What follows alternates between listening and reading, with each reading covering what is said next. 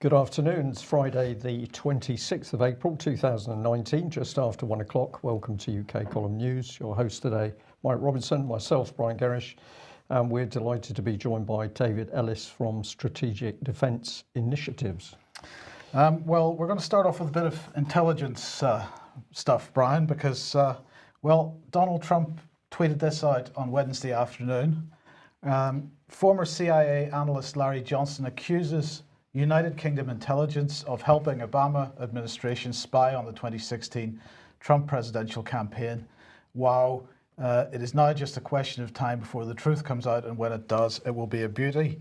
This was pretty much straight after the announcement that Trump was coming over for a state visit, and he was referring to an interview given on Tuesday to one American news network on, they were describing how British intelligence allegedly helped the Obama administration, quotes, dodge the Fourth Amendment by spying on the Trump campaign. There was quite a bit in the press about this. So here's the Independent's take on it. Trump promotes conspiracy theory that UK helped Obama administration spy on his presidential campaign. What have we got next? This is MSNBC. Following state visit news, Trump falsely accuses UK of spying scheme. Newsweek had this utterly ridiculous Donald Trump tweet claiming UK intelligence helped Obama spy on campaign should be ignored, GCHQ says. Well, let's just have a quick look at what GCHQ did actually say. They said the allegations that GCHQ was asked to conduct wiretapping against the then president-elect are nonsense. They are utterly ridiculous and should be ignored. But Brian, that's not a denial. It's a sort of sidestep, Mike, I think. Right, because they're saying that they're denying that GCHQ was asked to conduct wiretapping. They're not denying that GCHQ did conduct wiretapping. So my question is, what did they do? And I don't think we're going to get any particular answers from them. Well, no, this is an organisation which polices itself to its entire satisfaction because, of course, it's so secret that we can't talk about anything we do. And if we do anything wrong, we're not going to talk about that either. So it's just a donut where the information keeps on going round. Absolutely. Presumably, they're not being trained by Common Purpose anymore. But remember, it was only a few years ago that the political charity Common Purpose had access to GCHQ. The public can't get access to GCHQ, but a charity, Common Purpose, was able to get in and train staff. Just remarkable. Let's stick with GCHQ because, as we mentioned on Wednesday and Thursday of this week, this event was being held in Glasgow. This is Cyber UK 2019, the UK government's flagship cybersecurity event, which was held at the NEC. And speaking at that event was none other than Jeremy Fleming, the director of GCHQ, and he basically began his, after offering condolences over the Sri Lanka bombing and so on, he said that the National Cybersecurity Centre is only a few years old, but cybersecurity runs through GCHQ's veins. For much of that time, of the 100 years of GCHQ, it's been the less celebrated part of our mission, but that's changed in the last few years. As we enter the third decade of the internet age, this technology revolution is providing extraordinary opportunity, innovation and progress, but it's also exposing us to increasing complexity, uncertainty and risk. So it's inevitable that in this digital era also brings with it new and unprecedented challenges for policymakers as we seek to protect our citizens, judicial systems, businesses and even societal norms. And this, he said, requires the evolution of policies and practices. And he highlighted the online harms white paper published earlier this month, as he said, by the Department of Digital, Culture, Media and Sport. And he said that this is a good example of how the UK is responding to these problems. He said it contains new thinking about where the statutory duty of care for safety of users should be. It places specific requirements on firms to make sure their content complies with the law relating to counter-terrorism and child abuse, and to give the regulations teeth. It raises the potential for enforcement action ranging from warning notices to fines. So let's just remind ourselves, of course, this, as we said at the time, was about a complete shutdown of free speech, and it was about online disinformation, online manipulation, online abuse of public figures was the main concerns. Now, This has been this was released, I think, about two weeks ago or so. That began a 3-month consultation process. This is a public consultation. People still have the opportunity to put their thoughts in on the issue of the online harms white paper, and I urge people to do that. So if you have a look through some of our past UK column news programmes at when we've reported on this, and get involved in that consultation, is extremely important. But of course that isn't all that Jeremy Fleming was talking about, because this issue raised its ugly head over the last couple of days, and that is the issue of the Huawei leak. So was there a leak or was there not a leak? It's very hard to say, but certainly the newspapers claimed that information had been leaked to them from the National Security Council, saying that Theresa May had agreed to permit Huawei to help build Britain's future 5G infrastructure. Our old friend Mark Sedwill had something to say about this. Now, of course, Mark Sedwill, he is basically the king, really, of the country, because he is head of the National Security Council, he's head of the Cabinet Office, he's head of the Civil Service. He had this to say: I'm writing to you, that's all the members of the Cabinet that were at the National Security Council meeting. I'm writing to you requiring that you inform me by 2 p.m. Thursday, that's yesterday, whether or not you were involved in the leak and whether or not you would be willing to cooperate with any future inquiry into the matter. Now, this is a paraphrase of what was in the letter. As far as I know, the letter hasn't been specifically published anywhere. Quick as a flash, the various people that may perhaps in the not too distant future be wanting to be leaders of the Conservative Party started issuing denials. So here's Jeremy Hunt, first of all, saying, I, as I think everyone here knows, have never leaked confidential cabinet discussions, and I never will, so I don't want to comment further, but I do think it's a very, very bad day for our democratic processes. Gavin Williamson, our Secretary of State for War, what did he have to say? Neither I nor any member of my team have divulged information from the National Security Council. So there was this, there were other denials from other members of the Security Council and so on. What did Jeremy Fleming have to say about this issue? He said this: now, I don't need to rehearse the importance of 5G to this audience. We know it's going to be one of the most important and, in fact, impactful technologies of this or any other era. And he said, now GCHQ and the National Cybersecurity Centre's role has been to offer expert, objective, technologically literate input to the security considerations around 5G.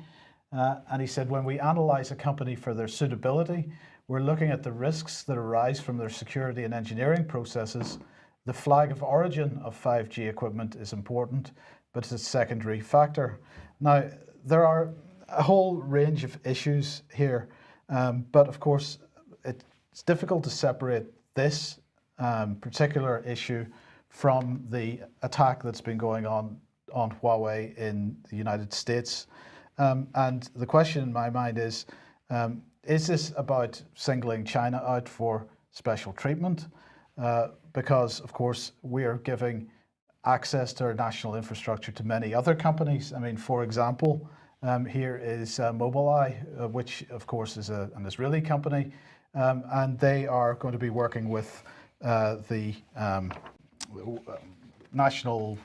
Sorry, who's the mapping? Ordnance Survey, yes. To build extremely detailed maps of Britain's national infrastructure, key infrastructure, to help, and that data is then going to be sold to private companies. So we have huge, if the status of national infrastructure is a national security issue, and I'm not suggesting that it isn't, we've got much bigger issues than just the issue of Huawei. Now, so is this about Huawei being a security risk, or is this really about the fact that it's a risk, that China is a risk to the Western rules-based international order because of what they're doing with the Belt and Road Initiative? I suspect it's more likely to be the latter. Yeah, we've got a very complex picture coming to the surface, Mike. We're going to be having a look at more of this weird interaction between security services and big corporations in the Munich Security Conference. But I'll just go back to the good old Cold War days. I use that as a very loose expression, where we knew which side was which, or we thought we did. Now all of a sudden, one minute we're being told that we should be very fearful that those nasty Chinese are taking over the whole of the South China Seas, and presumably they're going to invade Australia. And the next minute we're welcoming them in, that they're going to be helping to run our nuclear power stations and 5G. So we're seeing a complete breakdown in the rules as to how we defend our own country. And if you look at how the breakdown is occurring, the country is just being ripped apart by commercial interests. But as I say, a little bit later, we'll have a look at how those commercial interests are sitting alongside defence and security interests in pally little meetings. David, welcome to the programme. Maybe wonder if you've got any thoughts on GCHQ and Jeremy Fleming and this whole issue of Huawei and so on. Yeah, thank you for that, Mike. Yeah, but I mean, both of you are kind of you've summed it up very well there. That we're seeing this really the opening forays here of some kind of perverse scene unfolding, because it's so incoherent. It's openly incoherent that they're talking about sending the Queen Elizabeth and whatever, over into the South China Sea, as because those nasty Chinese are doing something or other. And yet on the one hand, then on the other, you've then got them involved with nuclear reactors here in the UK and critical communications. It just isn't coherent. So, what the questions are, right, really, what really is going on behind the scenes that we're not seeing? Because, frankly, the current status is that of a dog and pony show. You use that expression, the dog and pony show, David, which is very effective. We have street theatre for the public of this country. We are being shown street theatre, which goes to the highest level to keep our minds confused, occupied, diverted, while under the surface something very, very nasty is being built. And I think in this news, which we did say was probably going to be one of the most important we've ever put out, we're going to be able to give our audience a glimpse into what is actually being built. Well, now let's head back over to the United States. And the good news is that Joe Biden has decided that he is going to run for president. And I was quite amused by the BBC's coverage of this yesterday, because they give on the PM programme yesterday evening, they give probably about 10 minutes to this issue and maybe about 10 seconds to the allegations against Joe Biden about inappropriate touching of females of whatever age they happen to be. Donald Trump had this to say: "Welcome to the race, Sleepy Joe. I only hope you have the intelligence, long in doubt, to wage a successful primary campaign. It will be nasty. You will be dealing with people who truly have some very sick and demented ideas. But if you make it, I'll see you at the starting gate." And I was quite amused by that, because, of course, Sleepy Joe rhyming with Creepy Joe, I'm sure he didn't want to go quite that far just yet. Maybe later that terminology will change. Yes. It's extraordinary to watch this stuff unfold, Mike. Yeah. Right, okay. A quick reminder, if you like what we're doing and you'd like to support us, please consider joining us at the UK Column Community website. That's at ukcolumn.org/community. A quick reminder that Saving Serious Children did the BBC Lie. This is Robert Stewart's documentary that he's raising funds for at the moment. This is available at Indiegogo if you'd like to support that. We do encourage everybody to support that, because this is exactly the sort of thing where people can make a difference. And we'll also give a reminder that Monday's the funeral for Robert Greene, and that's at All Saints Church, Daresbury Village, Cheshire. There's refreshments afterwards at the Ring of Bells pub at 3 o'clock. But if you'd like to go up to help remember Robert Greene and the tremendous work that he did, I know that the family will be pleased to see people there. I think the weather report is quite reasonable as well. David, over the last number of months, we have been attempting to encourage people to get involved in a campaign to deal with this issue of EU military, EU Defence Union. And one of the key platforms that we've been encouraging people to get involved with is Twitter. And this campaign seems to be bearing fruit now. Just give us some idea of the sort of reaction that's coming from politicians and others. Thank you. Yeah, well, we are getting a reaction, everyone, ladies and gentlemen. So, what can I tell you? That there are. It's been suggested to me that meetings are taking place on and around the ERG group, which is like a licensed inner party Tory pressure group or pressure vessel. They don't like being cited that they're saying they want to leave properly and all the rest of it, and are being accused, or us accusing them, or the general public accusing them on Twitter of being silent on Defence Union. So we're getting quite a lot of feedback from that from within the Tory party inner workings.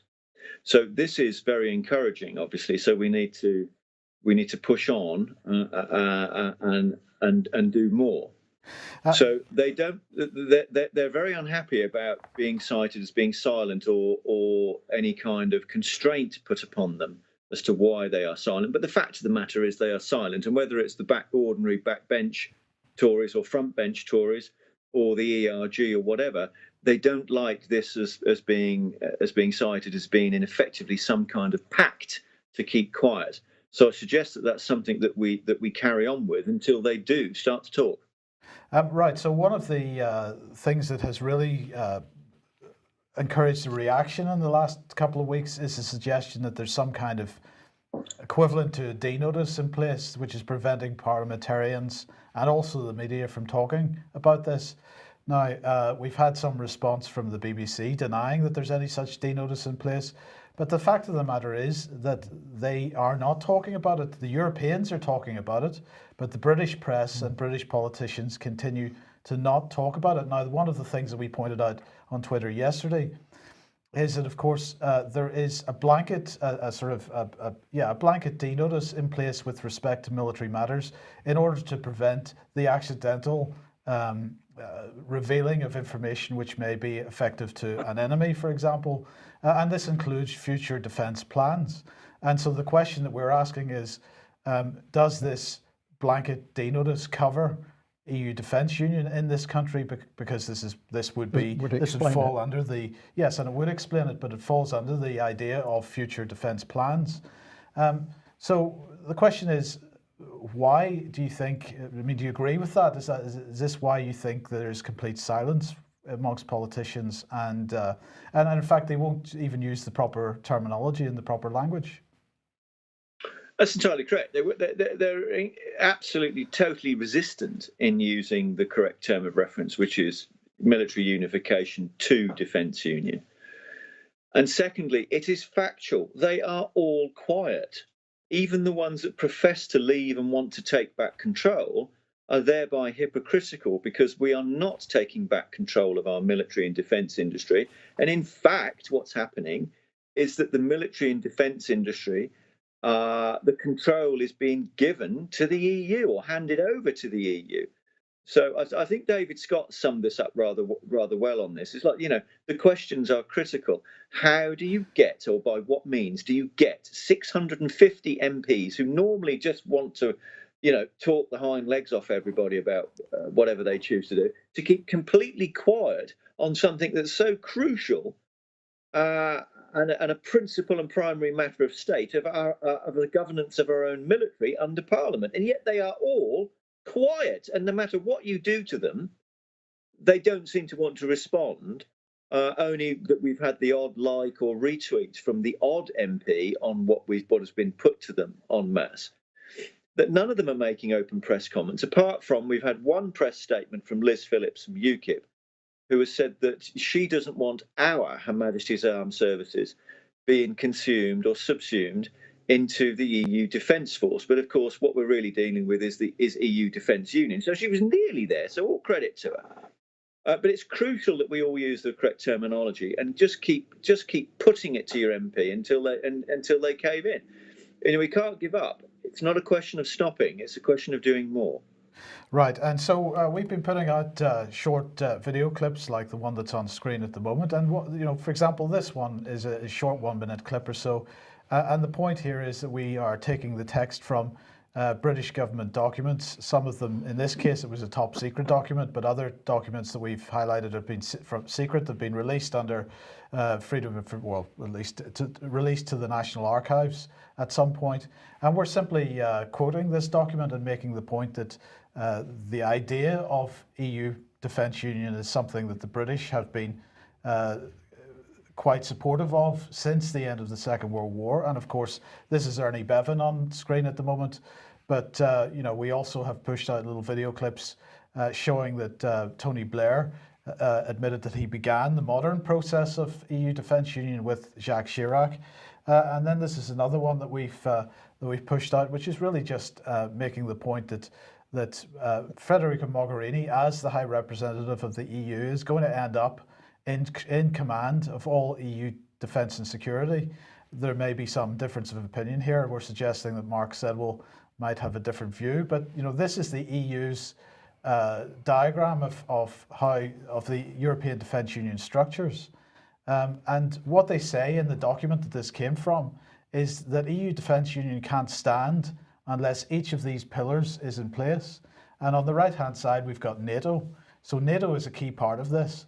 And so for anybody that has commented on this from the UK government or from other politicians that say, no, our focus is on NATO, well, that may well be the case, but NATO is a key pillar of EU defence union. So anything they've said does not preclude us being involved in this.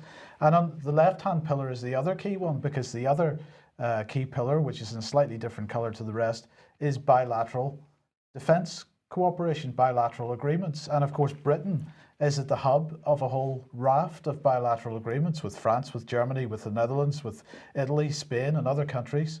And so to suggest that we are out of this is a nonsense. Correct. It's complete nonsense to say that nobody could realistically, as an elected member, say that, because that's could be one of the reasons as to why they're all quiet on it. They're not able to deny it because it's true, and the lack of commentary on it, the silence is frankly deafening. But that diagram is a terrific diagram for everybody to sort of see the makeup of this. So we start with the overall mantle of it. It's the European Defence Union, and then down from that we see all of the structures and the acronymic components that make up the EU MOD. All of which we are in, apart from PESCO at the moment, which we're a third-party member. However, Theresa May or Mark Sedwell's agreement with the EU, future agreement, takes us into PESCO. So we'll be fully into defence union with no parliamentary debate, no scrutiny, no vote, no mandate. It's never gone to the ballot box here in Britain at all, ever in 70 years, despite it being clearly an objective since 1948 of whatever constitutes the British government. And yet we're at the point now of it actually topping out, and Ursula von der Leyen, German defence minister, are boasting that they're going to top it out next year, and yet not a peep from any of our elected members. And Tony Blair's clearly talking about this, So there's a huge amount of disparity here. So we've all got to sort of bear one thing in mind, that Federica Mogherini is effectively the single point control and command, because she has competence over every single pillar of defence union. So you'll effectively have all our armed service personnel having to jump to at her say so quite soon, unless this is resolved. Yeah. And can I just add in there that the diagram that we've shown on screen, of course, is not a UK column diagram. This is a genuine diagram. No, that is from an EU document, and it's being widely shared now. But this is their idea of the structure. And that structure is not something for the future. The basics of that structure are there, and it's clearly labelling it Defence Union. Right. Well, good news. Let's have a look at this one, because yesterday there was quite a lot of activity over Twitter following this excellent tweet by Veterans for Britain. It said, with a picture of Theresa May, know these 2 pages and you'll know how May is giving away defence policy powers to the EU on the way out. And this is really good stuff, because again we're using European documentation itself to show what is being done out of sight of the public by this extremely devious Prime Minister and her equally devious Conservative Party. We decided to comment on this, but we said, well, actually it's not giving away, it should be given away, because Theresa May and the Conservatives have already agreed EU Defence Union and signed off on the gagging orders on her own backbench MPs. Even at Johnny Mercer, MP, admits EU and even China are now driving UK defence policy into the EU Defence Union. And that was copied to some of the veterans who are clearly putting a lot of information out. And we attached an image of Johnny Mercer's letter. I'll just bring it up here on screen. I'm going to look at it in more detail, but just so that you know exactly what the tweet was. And the text that went with it is this: Johnny Mercer MP acknowledges George Soros, David Miliband, Federica Mogherini, EU High Commissioner, and some 600 others, including Fu Ying, Chinese Deputy Chairwoman of Committee on Foreign Affairs, People Republic of China, Deutsche Bank, Alliance SE, and others, are now driving UK defence policy into EU Defence Union via the Munich Security Council. Now, I've used the word council there. I could have used conference, and I'll explain that small difference in a minute. But let's have a look at what this is about. Now, this is a letter which Johnny Mercer sent out to one of his constituents, and I'm going to say this is the power of people talking to their MPs and questioning them, because this is what he had to say. Dear Mr. X, thank you for contacting me regarding our military and our recent agreement with Germany for greater military cooperation during the Munich Security Council 2019. You voiced important concerns that many have regarding foreign influence in our military strategy and in our ability to act independently. I can assure you that the agreement we reached with Germany was an independent arrangement endorsed by senior officials of our military, such as you rightly pointed out in your correspondence, Air Chief Marshal Stephen Hiller.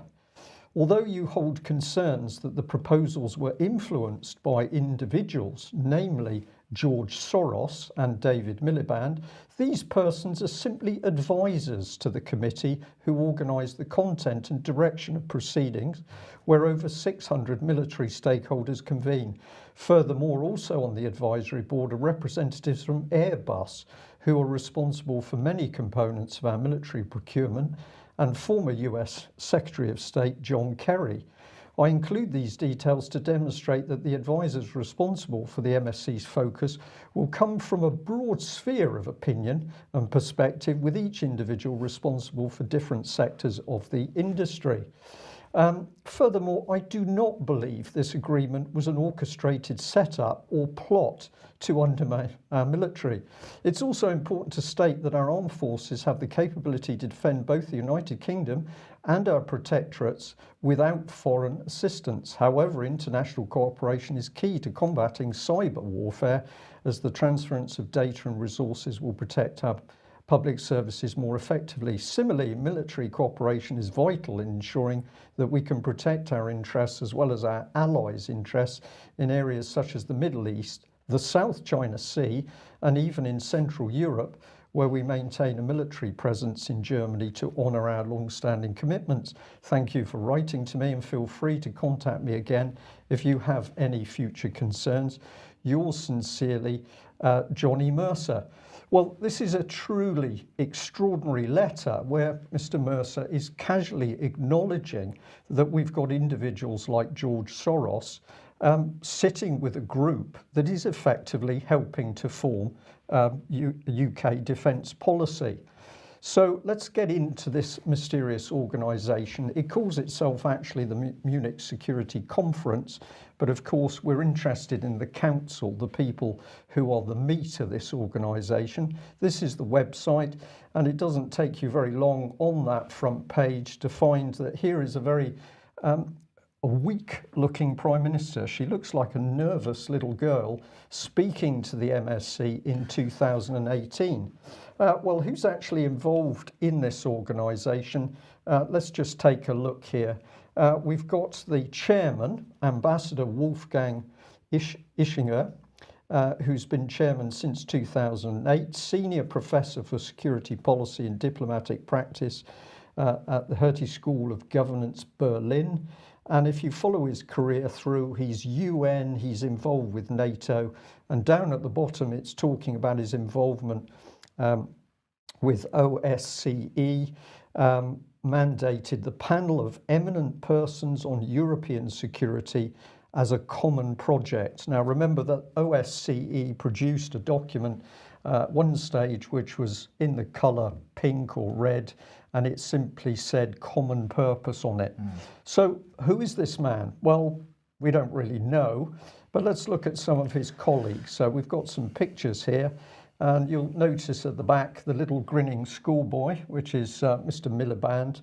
And of course, David Miliband. David Miliband. And we've also had acknowledgement from Johnny Mercer that George Soros was involved. And of course he was, because here he is as part of the council, sitting alongside two former NATO secretary. So we've got a former NATO secretary. We've also got I think he's an ex-admiral, an admiral retired down at the bottom. So we've got a mixture of immense wealth, power, hedge funds, ability to change societies, sitting alongside NATO advisors. Something deeply unpleasant about this. But let's look at a few more of them, because it gets more interesting here. We've got Wolfgang at the top. And he is from a German engineering company, Linde AG. We've got the chairman of Deutsche Bank immediately under him. And of course, Deutsche Bank, an immense power within the European structure. But these are the people who Johnny Mercer is casually acknowledging are sitting down to help us form our defence policy. We've got some members from Saudi, of course, that's not surprising. And we've got Alliance DE, so we're into more big financial companies. It goes on here. We've got Carl Bildt, former Prime Minister of Sweden. Where do we go on? Well, what caught my eye down here is Fu Ying. So let's bring up Ms. Fu Ying, Deputy Chairwoman of the Committee on Foreign Affairs, National People's Congress, People's Republic of China. Since when were the Chinese helping us look after the defence of UK, Mike? Particularly when we've had Gavin Williamson saying that we should be sending Queen Elizabeth aircraft carrier to China because they're so dangerous. I've got more to cover, David. I am rapidly running out of words, because what we are seeing here, and it's been acknowledged as factually correct by Johnny Mercer MP, is a group of foreign nations, bankers and industrialists, simply now taking control of UK's defence policy. It's certainly looking that way. I mean, my question is this, and it's a primary concern. Where are the MPs and Parliament in this process? So we've got defence policy being formed completely on a supranational basis. So what are we dealing with here? We're dealing with Johnny Mercer, who's a Defence Committee member, where we're always seeing complaints about the status of things in Britain. However, what have we actually got? Well, I think I'm going to submit this, which is very linear to John Redwood. I don't agree with him on everything, but I certainly agree with him on this. We've got puppet MPs with a puppet parliament. We've got puppet military, because it's being controlled and and being decided upon what it's going to do and whom it's going to serve elsewhere, outside of any democratic mandate here in Britain, regardless of who you vote for or who you don't vote for. And yet, We're the one paying the tax. It's the British taxpayer that are paying for all this. So it's taxation without representation in effect. And if you think of the billions of pounds that have been invested into British military by the British taxpayer and all the people that have served, that this is now going to be unified into a supranational conglomerate where all the likes of these people are going to have competence over it, that you have absolutely no chance of dealing with in a democratic fashion whatsoever. Right, David, you used the phrase there, these people. Let's just get into a bit more of who these people actually are, because a gentleman was very kind to send me a list of attendees. So just hold that one a second, Mike. I'll just read this off. But this was a list of participants at this Munich Security Council. Top of the list, Mark Sedwell. Well, that won't surprise you. George Osborne, David Miliband, Sir Alan Duncan, Europe Minister, so we know what's happening. Michel Barnier, Joe Biden, the Lebanese Defence Minister, the UK Deputy Energy Secretary. On it goes, the CEO of Airbus Helicopters, the Polish Foreign Minister, the Special Ops Director of Mossad. Well, I'm very encouraged to know that Mossad is helping us form our defence policy. But he was sitting alongside the President of Raytheon, sitting next to, I'm using that as a loose expression, the global PR head of Alliance Insurers, Lord Walter Campbell of Pittenweem. We had the Dutch foreign minister, we had the Moroccan foreign minister, we had lots of German industrialists and NATO men, we had the Russian chief rabbi. Well, my goodness, could he be working directly for Putin? I think somebody should alert our intelligence services that the chief rabbi from Russia was sitting next to people involved in UK defence. We had the president of the German Marshall Fund from within the US, and of course that's the organisation that's helped fund the European Union itself. We had the Estonian, Georgian, Slovene and Lithuanian defence ministers, and of course we had the chief executive of the European Defence Agency sitting alongside BBC chief international correspondent Lise Doucet, if I pronounced that correct, Doucet, the Quebec lady who I think misreported on Syria, but more on that. Now, you need bankers because they're the men who hold the power, and good to see that there was also an advisory director of Goldman Sachs present. We also had Admiral Sir Clive Johnson, commander of Allied Maritime Command, NATO. We had Sir Lawrence Freedman, Emeritus Professor of War Studies, King's College London, and so it went on. I better just mention Jens Stoltenberg because that's another special name for you. We had the former Danish PM who's wife of Stephen Kinnock and who took a selfie with Obama and Cameron at the funeral of, I forgot the gentleman's name, Mandela. So an extraordinary mix of people, bankers, industrialists, global hedge fund operatives sitting alongside helping UK form defence policy. If I was making this up, it would be very bad humour, but we're not. This is the list of attendees, and we have Johnny Mercer MP casually admitting that these are the people now controlling defence. So let's take a step back at a warning from Gavin Williamson. Gavin Williamson got very, very excited and said that China was such a threat, we were going to have to send our new aircraft carrier with very few aircraft to the South China Sea in order to keep the Chinese in check. What did Theresa May do? Within a couple of days, she absolutely distanced herself from that comment. But now we've got Theresa May, of course, handing China a 5G contract.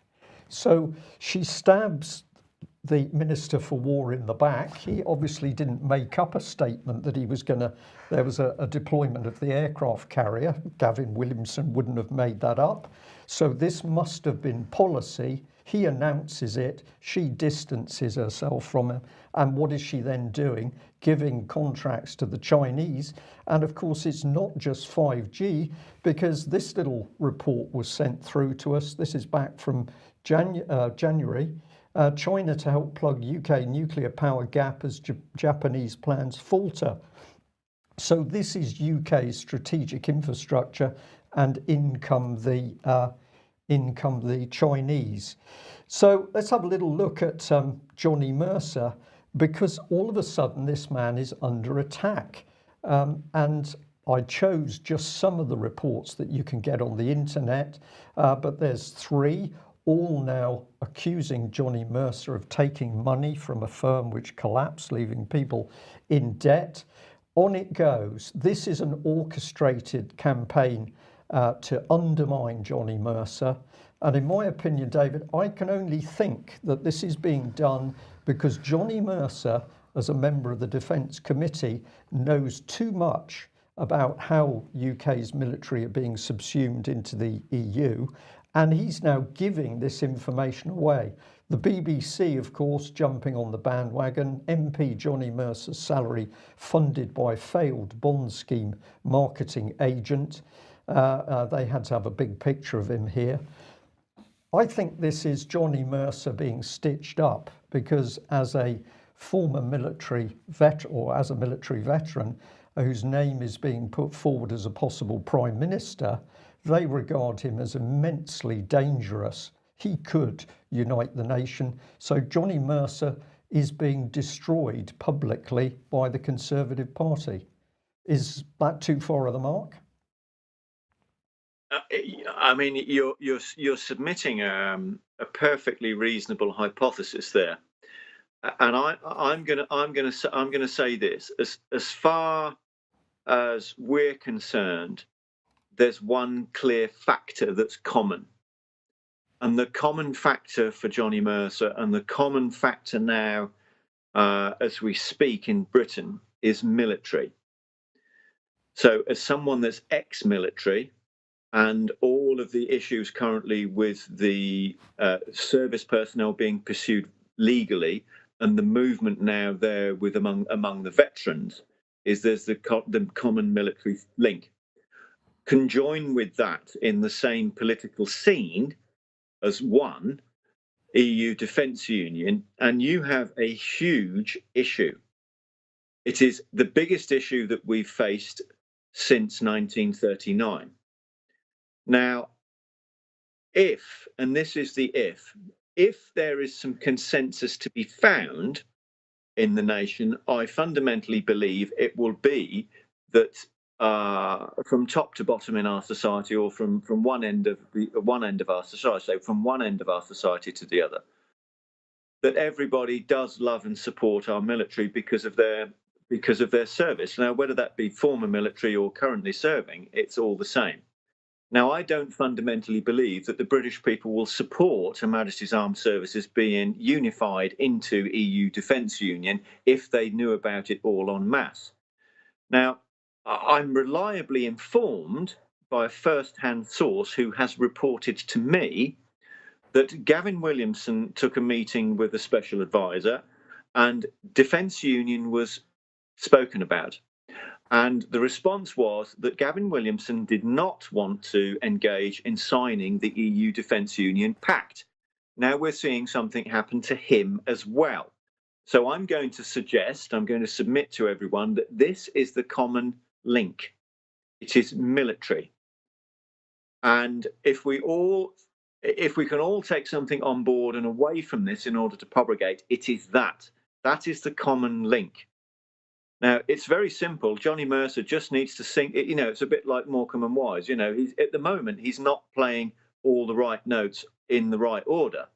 If he plays the right notes in the right order, he's going to make a song, and it's going to be very, very potent. And he may well do some good. So this is really the pivotal point. So the ball's realistically in his court as to whether he now starts to talk about defence union and really what's going on in the country with that and the brand's destruction of Her Majesty's Armed Services by legal pursuit of the veterans. Thank you for that, David. Okay, well, we're more or less out of time, but I wanted to just bring this one in because we mentioned a week or so ago this tweet from Renegade Inc., or retweeted by Renegade Inc. Famine is crushing children in Yemen, and the whole world stands still to the suffocating siege imposed on the country. And well, it continues to happen because, well, Jeremy Hunt, the Foreign Secretary, is holding a meeting today on Yemen. And he's going to host that meeting with representatives from the United States, Saudi Arabia, and the United Arab Emirates.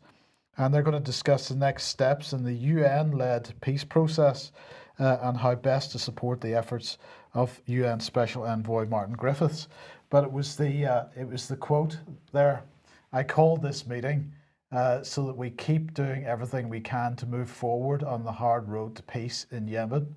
And I just, correct me if I'm wrong, Brian, but that did not leave me feeling terribly reassured that he was actually attempting to prevent any more harm to the people of that country. What he means by the hard road to peace is the continuing bombing of that country and the continuing starvation of people in that country and the continuing restriction of medical supplies in order to achieve the regime change that they are aiming for. And I think that's a pretty reprehensible statement by the British Foreign Secretary.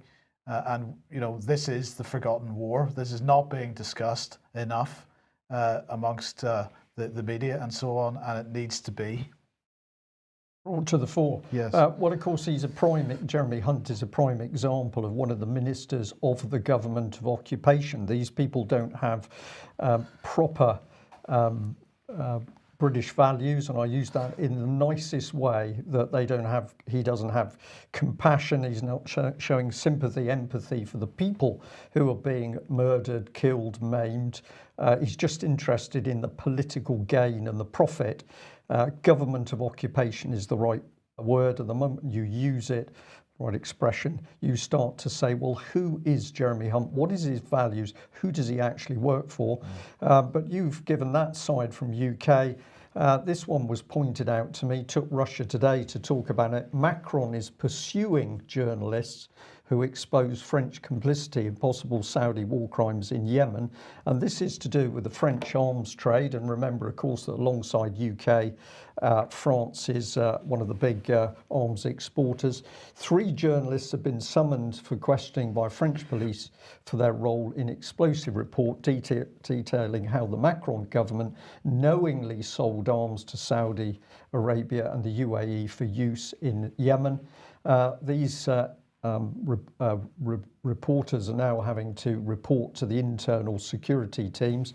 They're due to be questioned by the General Directorate for Internal Security, France's domestic intelligence agency, in a hearing scheduled for mid-May. The move has been condemned in a statement signed by 36 French press outlets, including Le Monde and AFP. Tens of thousands of civilians have been killed in the Saudi-led intervention in Yemen, which has been waged since 2014. Up to 14 million people are at risk of starvation as a result of the ensuing Saudi-led blockade. So it's taken Russia Today to point that out, but absolutely reinforcing your report there, Mike, that it is despicable what the UK and indeed France have been allowing to happen in the Yemen. We'll leave it there. David, thank you very much for joining us. We'll say to people watching, one letter from Johnny Mercer has revealed much about how the UK is being taken apart as a nation state. Please do contact your MPs. If they don't reply, stay on the case, keep challenging them, turn up on their doorstep and demand answers, because the cracks are coming. There are MPs who are starting to understand we have a government of occupation, and we are going to need the support of everybody we can to overturn this. Now, we're playing out with a piece of video that was being sent to us by a viewer in Israel. Really, Brian, it's a mad world. It's a mad world. I'll just say, people now contacting us from Israel, also today from New Zealand, a few days ago from South Africa. If you're watching UK column from overseas, we're delighted to have you on board. Please help us expose some of the, what can I say, the criminal acts of the UK government worldwide.